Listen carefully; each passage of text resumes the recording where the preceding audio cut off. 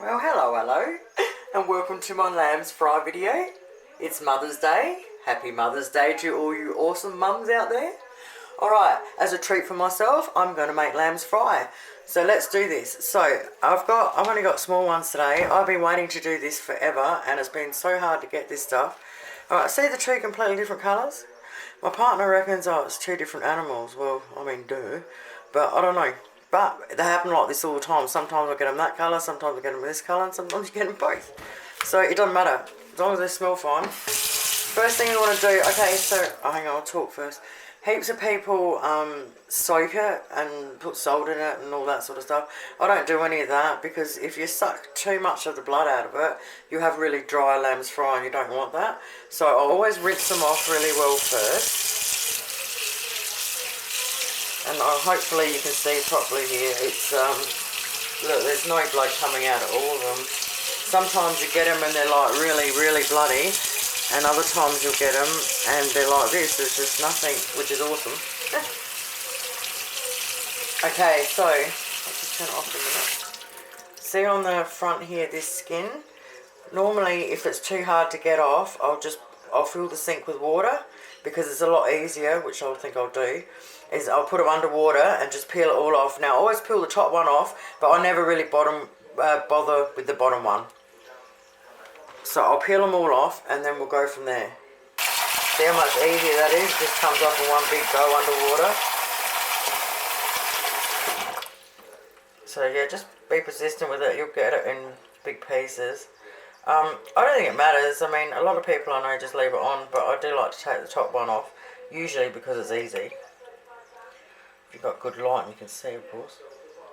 So yeah, just keep peeling it off.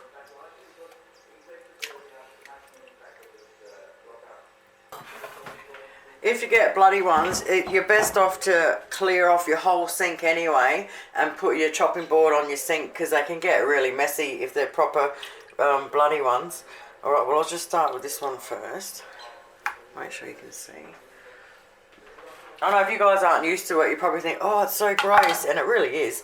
But if you get over that part, it is packed full of iron. So, it's really good for you. Okay, so I'll start with the plain flat. So, let me see where we are in there. Alright, most of the time, the biggest veins are through the middle. So, I start at either end, and I'll slice up. Just got to make sure you're in view. I'll slice up either end and get to the middle, and then I'll actually leave that middle bit and I won't even bother with it. I'll wrap it up and put it in the freezer, and then when we go fishing I'll use it to catch yabbies or shrimp in the shrimp net. Otherwise you can give it to your dogs or whatever, it never goes astray. But yeah, I just don't bother with that bit. So I cut them nice and... Alright, so nice thin strips, and I'll do that with the whole thing. So we just keep slicing it all up. See, I'm getting down to the middle now, and I've still got, like, there's still the one through the middle there, but this is still another good flap. So you just go around and just find where it's all nice and clean and just cut it. That's what I do. I mean, you can cut through them all and eat them like that, and back in the day, you pretty much ate all of it. There wasn't really anything that went to waste. But I'm a little bit fussier these days, and and I do like my yabbies. Put them all in a bowl, wrap it in Glad wrap, and put it in the fridge so we can do the next step. Next thing, we're going to prepare the bacon and the onions. So normally I would do double what I had there, but you can only get what you can get, right? So that's how much it made. Well, you've seen the size of the two of them. So for that much, I'm going to do 10 the tops of the bacon, and I've only got small onions, so I'm going to do 4 small ones. Lots of bacon and lots of onion. So we're going to cut them up. I like slicing them 3 times that way and once across that way, so the pieces are kind of the same size as the and then you just slice them up all thinly. Next thing to do is get some plain flour in a bowl and set that aside. And now we want to do our instant gravy mix. So I love using this Maggi rich gravy mix, but it doesn't matter what one you've got, just get your instant gravy mix. You want to get a jug with roughly 3 cups of water in it. Like, it doesn't have to be, but this is how I do it. Alright, and I'm going to get a whisk and put 3, maybe 4, hang on.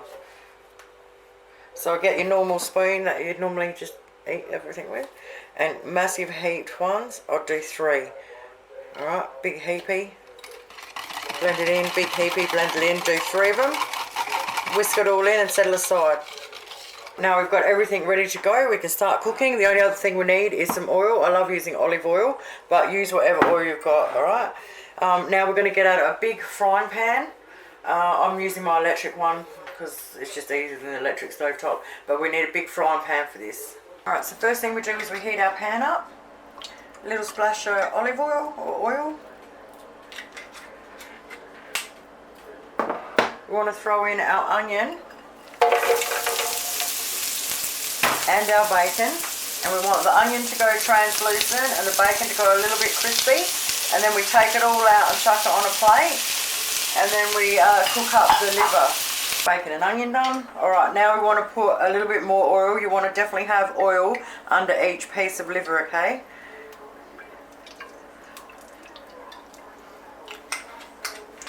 Now what we're going to do, is I'll have to show you in front of them. You get your first piece of liver. Make sure I can see where I'm in. Alright, you just dip it in to the flour, straight into the hot oil, and just keep going. So we're going to only cook it for a few minutes on either side until it's nice and crispy, and then out it will come, and then we're going to just keep going and going until we've cooked all of it. So, sorry, me again. The trick is, if you want it nice and soft and not tough, is to basically, you want to quick brown it. See how there's a little bit of blood still coming out? As soon as the 1 minute it stops with the blood, bang, off it comes, because like I said, it'll cook the rest of the way in the gravy and it'll be tender as. So I've got the last lot in there cooking, so I always leave that lot in. Now you want to go around, you want to scrape all that goodness off the bottom.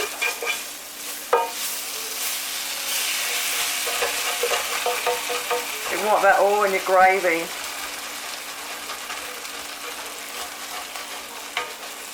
Okay. Now we're going to pour our gravy in, and then we are going to fill our jug straight back up with water because we might possibly need it. So once we put all the liver in, it starts getting really thick. Don't panic, okay? As long as you've got water on hand, we can get it to go perfect. So I'll fill up my jug and leave it close by. Scrape some of that beautiful stuff off of the bottom. Now we want to turn our pan up a little bit because we want to bring this to the boil now, because gravy will only thicken when it boils. Just constantly grab the stuff off the bottom because I'm telling you, that's what makes it yummy. Okay.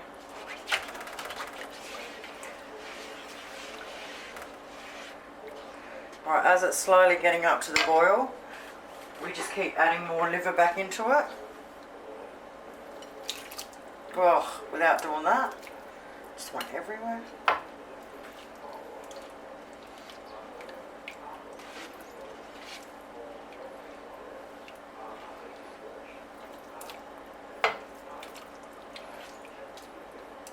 Alright, now remember, get ready with quick hands, okay? Because this will crazy. Alright, put it all in. Get our jug in our hand. See how it starts to get thicker? I'll make it a bit thicker than I would normally, like, just to show you that you can bring it back, it's okay. Constantly keep stirring. Alright, see how it's getting really, really thick? Slowly pour your water in.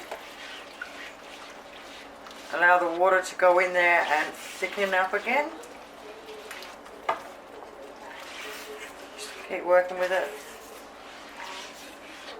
Try and get the water to go all the way around. Okay, a little bit more in. Make sure it's all evenly through. And we just slowly keep doing this process until you don't have to add any more water. It stops at the thickness that you want. Oh, smells amazing. Okay, a little bit more water.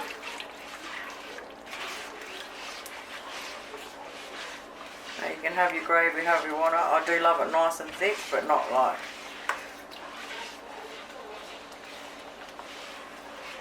I'm going to go one more time.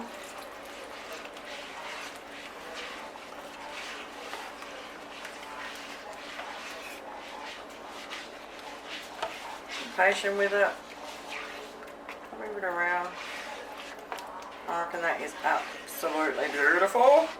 Now I'm going to keep the jug on hand anyway because we're going to cook it for another 10 minutes or so on lower heat. And if it just starts getting too thick, just add some more water and stir it through. Alright, now we want to chuck in our bacon and onion. We can now turn it down to maybe 1 off of low. So we kind of want it to do a little simmer, like a little bubble, but nothing major. We want it really nice and slow now.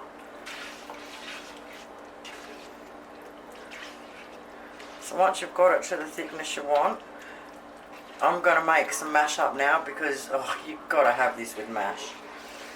But if you want to eat it just like I have it for breakfast on toast, oh yum, just put some in the fridge, nuke it up, put it on toast, yeah. Or if it's dinner time, that I love it with the mashed potato. So now we've got it to the nice thickness. What I'll do now is have it on pretty low and put the lid on.